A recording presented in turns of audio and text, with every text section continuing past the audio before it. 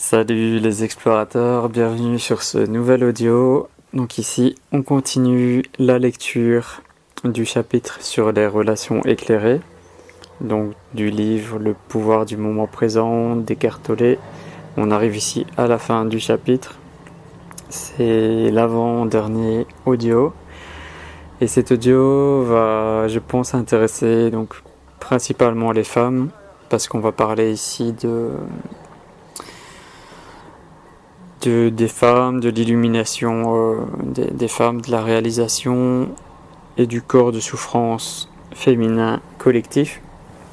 Voilà, après ça peut être intéressant aussi pour nous les hommes de mieux comprendre comment les femmes fonctionnent et surtout tout ce qui est lié au corps de souffrance féminin collectif. Voilà, on va commencer la lecture. Ça commence par une question. Pourquoi les femmes sont plus près de l'illumination que les hommes? Les obstacles sur le chemin de l'illumination sont-ils les mêmes pour les hommes que pour les femmes? Alors voilà la réponse. Oui, mais de manière différente. Dans l'ensemble, il est plus facile pour une femme de sentir son corps et de l'habiter. Par conséquent, elle est naturellement plus près de l'être et donc potentiellement plus près de l'illumination qu'un homme. C'est pourquoi de nombreuses cultures anciennes choisissaient instinctivement des personnages ou des symboles féminins pour représenter ou décrire la réalité transcendantale. Cette dernière a souvent été symbolisée par la matrice qui donne naissance à toute chose dans la création et qui la sustente et la nourrit durant sa vie en tant que forme. Dans le Tao Te Ching, un des plus anciens et plus profonds livres jamais écrits, le Tao, qui pourrait se traduire en français par « être », est décrit comme l'éternel et infini présent, la mère de l'univers. Les femmes lui sont plus proches que les hommes de par leur nature, puisqu'elles incarnent virtuellement le non manifeste. Qui plus est, toutes les créatures et toutes les choses doivent retourner à la source. Toutes les choses se fondent dans le Tao, seul celui-ci se perpétue. Vu que la source est considérée comme étant de nature féminine, on attribue cet archétype féminin, les polarités de la lumière et de l'ombre, à la mythologie et en psychologie. La déesse ou la divine mère a deux aspects. Elle donne la vie et elle la reprend. Lorsque la pensée prit le dessus et que les humains perdirent contact avec leur essence divine, ils se mirent à imaginer Dieu sous une forme masculine. La société devient peu à peu à dominance masculine, la femme étant soumise à celle-ci. Je ne suggère pas un retour aux anciennes représentations du divin par les formes féminines. Certaines personnes emploient maintenant le terme déesse au lieu de Dieu. Elles rétablissent ainsi l'équilibre rompu entre le masculin et le féminin depuis très longtemps. Et c'est bien ainsi. Mais ce n'est encore qu'une représentation et un concept, peut-être temporairement utile, comme peuvent l'être une carte ou un panneau de signalisation. Toutefois, c'est plus un obstacle qu'autre chose quand vous êtes prêt à prendre conscience de la réalité qui existe au-delà de tout concept et de toute image. Ce qui reste vrai, cependant, c'est que la fréquence énergétique de l'esprit semble essentiellement de nature masculine. L'esprit résiste, il se bat pour avoir le contrôle, manipule, il agresse, il essaye de prendre et de posséder. C'est pour cela que le Dieu traditionnel est un personnage patriarcal, une figure d'autorité qui surveille, un homme souvent en colère qui doit vous inspirer la peur, ainsi que l'Ancien Testament le suggère. Ce Dieu est une projection du mental humain. Pour dépasser le mental et reprendre contact avec la profonde réalité de l'être, il faut des qualités très différentes. Par exemple, le lâcher-prise, l'absence de jugement, l'ouverture qui permet à la vie d'être plutôt que de lui résister, la capacité de s'approprier avec amour la prise de conscience de chaque chose. Ces qualités sont toutes plus apparentées au principe féminin. Alors que l'énergie mentale est dure et rigide, l'énergie de l'être est douce, malléable et cependant infiniment plus puissante que le mental. C'est lui qui mène notre civilisation, alors que l'être est à l'origine de toute vie sur notre planète et au-delà. Être est l'intelligence même dont la manifestation visible est l'univers physique. Bien que, potentiellement parlant, les femmes en soient plus proches, les hommes peuvent aussi y accéder. À l'époque à laquelle nous vivons, la très grande majorité des hommes, ainsi que les femmes, sont encore pris au piège du mental, c'est-à-dire qu'ils sont identifiés aux penseurs et aux corps de souffrance. C'est, bien sûr, ce qui empêche l'illumination de se produire et l'amour de fleurir. En règle générale, l'obstacle principal pour les hommes serait le mental et la pensée, alors que dans les cas des femmes, il s'agit habituellement du corps de souffrance. Dans certains cas particuliers, par contre, cela peut être le contraire, et dans d'autres, les deux aspects seront à égalité. Alors ici, on va aborder une autre question sur comment dissiper le corps de souffrance féminin collectif. Alors la question: pourquoi le corps de souffrance est-il davantage un obstacle pour les femmes? Voici la réponse. Dans l'ensemble, le corps de souffrance a aussi bien un aspect individuel que collectif. L'aspect individuel correspond à l'accumulation de souffrances émotionnelles endurées dans le passé par une personne.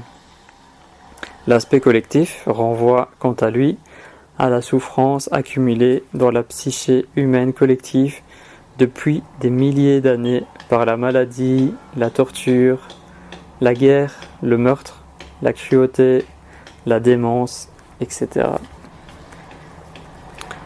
Le corps de souffrance individuel s'inscrit également dans celui du collectif. Ce dernier comporte différentes ramifications. Par exemple, certaines races ou certains pays au sein duquel des formes extrêmes de lutte et de violence se produisent ont un corps de souffrance collectif plus chargé que d'autres. Quiconque ayant un corps de souffrance chargé et pas assez de conscience pour s'en désidentifier sera non seulement continuellement ou périodiquement forcé de revivre ses souffrances émotionnelles, mais pourra également et facilement devenir l'auteur ou la victime de violences, selon son corps de souffrance à prédominance active ou passive. D'un autre côté, il est possible que de telles personnes soient potentiellement plus près de l'illumination. Bien entendu, ce potentiel n'est pas nécessairement actualisé, mais si vous êtes pris au piège d'un cauchemar infernal, vous serez probablement plus motivé à vous réveiller que celui qui est simplement pris dans les hauts et les bas d'un rêve ordinaire. En dehors de son corps de souffrance personnel, chaque femme porte en elle une partie du corps de souffrance collectif féminin, à moins d'être totalement consciente. Celui-ci consiste en la souffrance accumulée par les femmes depuis des millénaires en raison de la domination masculine, de l'esclavage, de l'exploitation, du viol, de l'enfantement, de la mort des enfants, etc. La douleur émotionnelle ou physique qui pour de nombreuses femmes précède le cycle menstruel ou coïncide avec lui, est le corps de souffrance qui, dans son aspect collectif, est alors tiré de son état latent, bien que cela puisse également se produire à d'autres occasions. Le corps de souffrance empêche la libre circulation de l'énergie vitale dans le corps. Les menstruations en étant une manifestation physique. Penchons-nous un moment sur cet aspect et voyons comment il peut conduire à l'illumination. Durant cette période, la femme est souvent et totalement prise d'assaut par le corps de souffrance.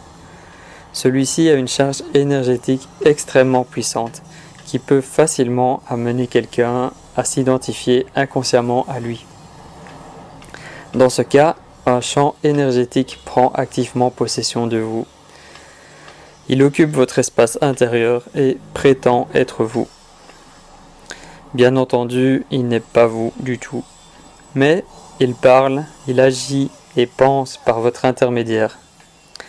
Il créera dans votre vie des situations négatives afin de pouvoir se sustenter avec cette énergie. Il réclame toujours plus de souffrance, sous quelque forme que ce soit. J'ai déjà décrit ce processus qui peut être vicieux et destructif. C'est de la souffrance pure provenant du passé, mais ce n'est pas vous. Le nombre de femmes qui se rapprochent actuellement de l'état de conscience total excède déjà celui des hommes et grandira encore plus rapidement dans les années à venir. Il se peut que les hommes les rattrapent en fin de compte, mais il y aura un décalage pendant encore un bon bout de temps entre la conscience des femmes et celle des hommes. Les femmes sont en train de retrouver la fonction qui renvoie à un droit inné leur appartenant et qui, par conséquent, leur vient plus naturellement qu'aux hommes. Cette fonction, c'est d'être le lien entre le manifeste et le non-manifeste, entre la matière et l'esprit.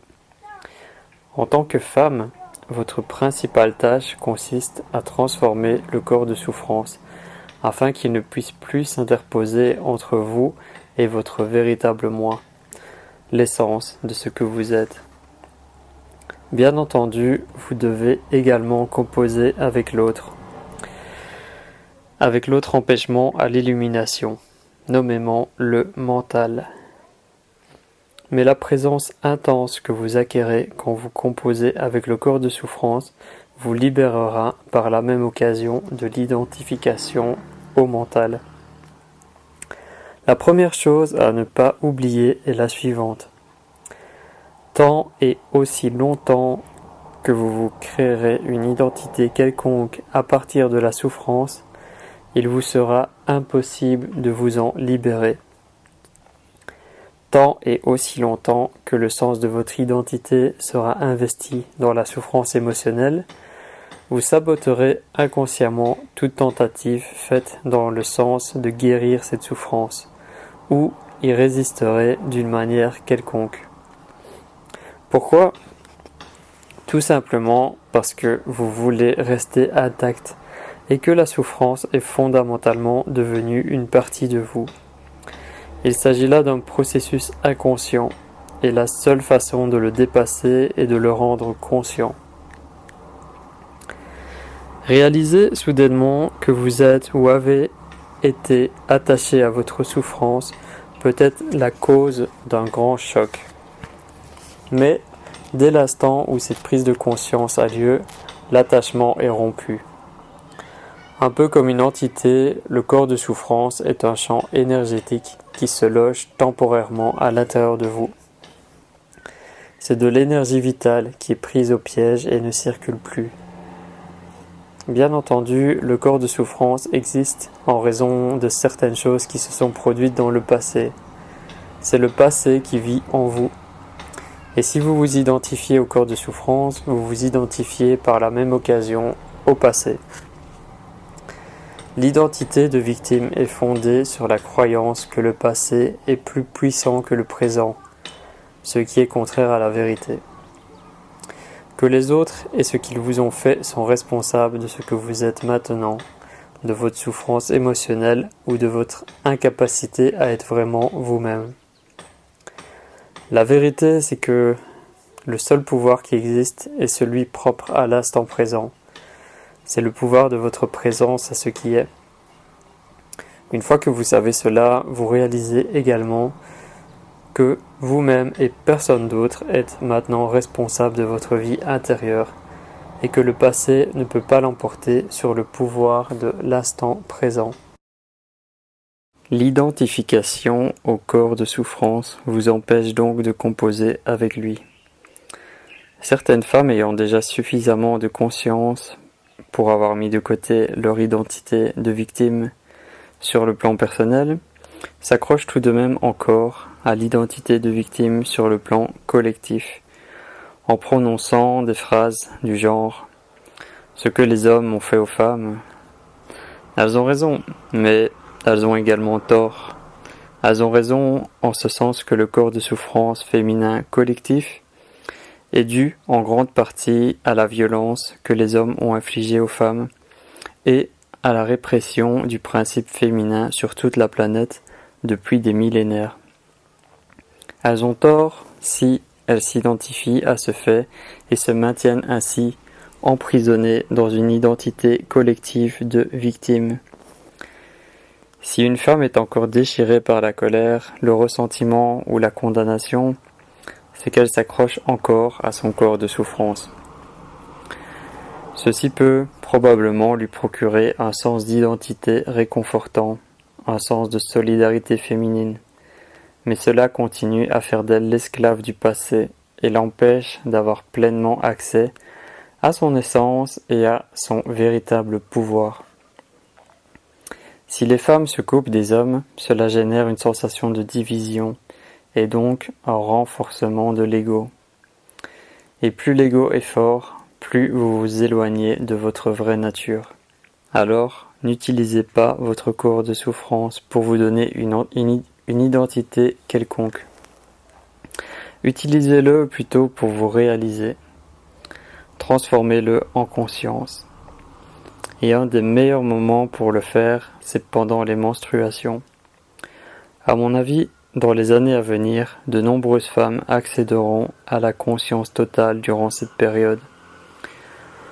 Pour beaucoup d'entre elles, c'est généralement une période d'inconscience, parce qu'elles sont prises d'assaut par le corps de souffrance collectif des femmes. Cependant, une fois que vous avez atteint un certain degré de conscience, vous pouvez renverser ce phénomène et, au lieu de devenir inconsciente, être encore plus consciente. J'ai déjà expliqué ce processus, mais laissez-moi y revenir de nouveau, cette fois-ci en mettant l'accent sur le corps de souffrance collectif des femmes. Lorsque vous savez que vos menstruations approchent, avant même de ressentir les signes avant-coureurs de cette tension prémenstruelle, c'est-à-dire l'éveil du corps de souffrance collectif des femmes, restez très vigilante et habitez votre corps aussi totalement que possible. Quand le premier signe fait son apparition, soyez suffisamment alerte pour l'attraper avant qu'il ne prenne le dessus. Par exemple, ce pourrait être une soudaine et forte irritation, un éclair de colère ou encore un symptôme de nature purement physique. Quel que soit ce premier signe, saisissez-le avant qu'il ne prenne le contrôle de vos pensées ou de votre comportement. Autrement dit, dirigez toute votre attention sur lui. S'il s'agit d'une émotion, sentez la forte charge énergétique qui l'anime et sachez qu'il s'agit du corps de souffrance. En même temps, soyez celle qui reconnaît, soyez consciente de votre présence et sentez-en la force. Toute émotion éclairée par votre présence se dissipera promptement et se transformera.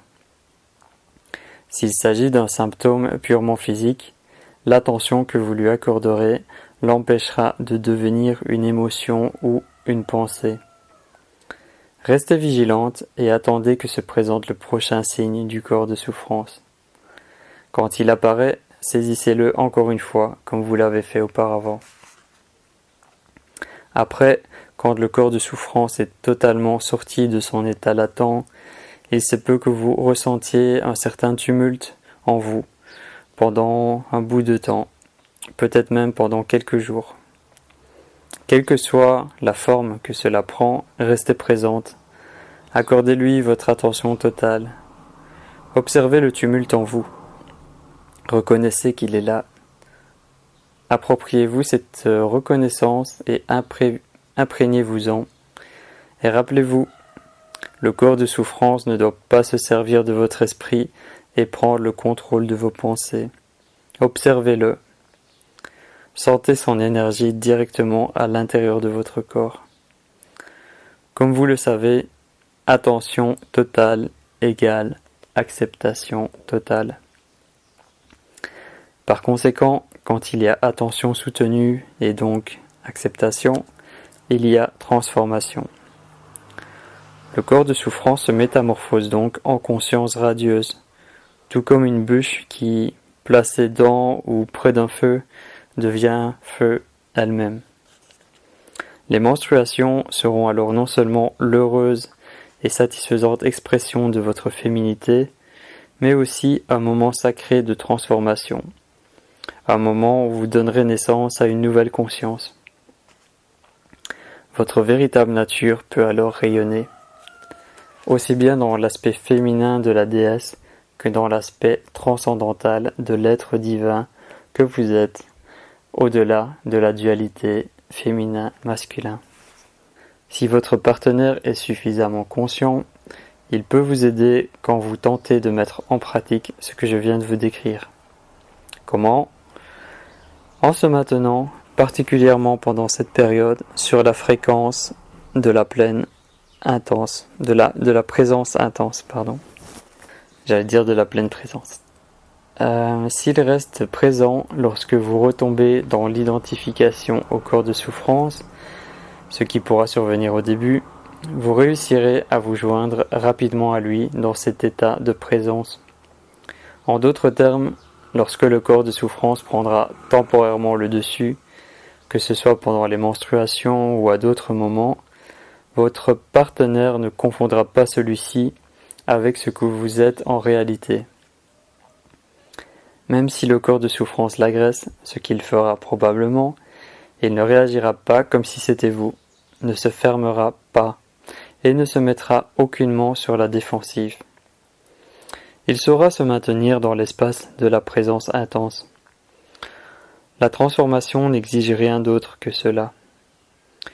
À d'autres moments, ce sera vous qui saurez faire de même pour lui et l'aiderez à se dégager du mental et à ramener son attention dans l'ici, maintenant, quand il se retrouvera identifié à ses pensées. Ainsi, il s'installera entre vous un champ énergétique permanent d'une fréquence pure et élevée. Aucune illusion, aucune souffrance, aucun conflit, rien de ce qui n'est pas vous et rien de ce qui n'est pas amour ne peut y survivre. Ceci représente l'accomplissement du divin, la raison d'être de votre relation sur le plan transpersonnel. Cette énergie devient un vortex de conscience par lequel bien d'autres personnes seront attirées. Donc voilà, comme vous avez vu, c'était un extrait ici qui concerne principalement les femmes, mais c'est intéressant aussi pour nous les hommes de mieux comprendre ce qui se passe et par quoi vous pouvez toucher la puissance que ça a. Donc pour revenir en quelques mots sur ce qui vient d'être partagé ici, donc on a vu qu'il, d'après certaines personnes, enfin selon l'interprétation de chacun, le Dieu qui d'habitude est imaginé comme un être masculin, ça peut être aussi un être féminin. Donc on parle ici de Dieu déesse. Et ça me fait penser au peuple Maasai qui pour lui voit le Dieu comme une déesse, Ankai. Et je crois qu'il l'appelle comme ça. Et c'est vraiment très intéressant de voir certains peuples qui le voient comme une déesse. Et si on remonte vraiment avant les religions qu'on connaît actuellement, c'était toujours le dieu était toujours vu comme une figure féminine. Donc on voit aussi que que ce Dieu actuel, c'est une projection du mental humain. C'est un peu comme un égrégore. Et c'est peut-être pas étonnant si on l'imagine comme une projection du mental humain. C'est peut-être pas étonnant alors qu'on soit dans la peur, dans le jugement, comme on peut le voir vraiment chez les humains. Et il y a toute une notion aussi du corps de souffrance féminin collectif. Je pense que ça, c'est une notion importante d'intégrer. Au niveau du féminin collectif, il y a un passé très très très lourd. Et encore maintenant, dans certains pays, c'est très difficile pour les femmes. Il y a un système patriarcal qui est dominant, qui est écrasant, qui est en place. Et c'est un peu compliqué pour vous, j'en ai de plus en plus conscience. Et je vous apporte tout mon soutien, en espérant vraiment que ça puisse évoluer et que chacun soit libre d'être lui-même, d'avoir les mêmes droits, les mêmes responsabilités. Et voilà, il n'y a pas un qui est plus fort que l'autre ou plus important que l'autre ou qui a plus de droits que l'autre. Il y a la notion qu'on a vu aussi de l'identité de victime. Ça revient souvent. On peut rester enfermé dans une identité de victime.